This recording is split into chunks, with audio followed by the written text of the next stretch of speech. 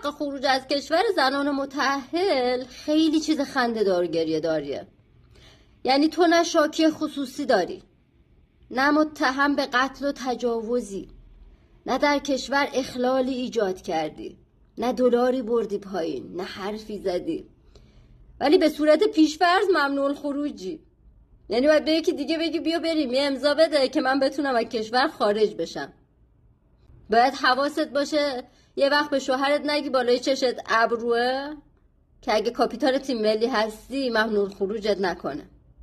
حتی اگه داری خوش و خرم زندگی تو میکنی باید بگی پاشو بریم تا محضر به من حق خروج از کشور بده. حتی اگه تو عقدنامت نوشتی که حق خروج از کشور دارم، بازم باید بگی پاشو بیا بریم تا محضر اینو رسمیشم بکن.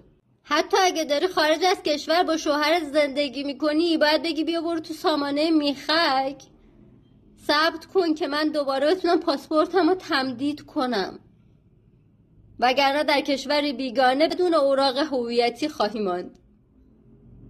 خندتون نمیگیره؟ گریتون چی؟ گریتون هم نمیگیره؟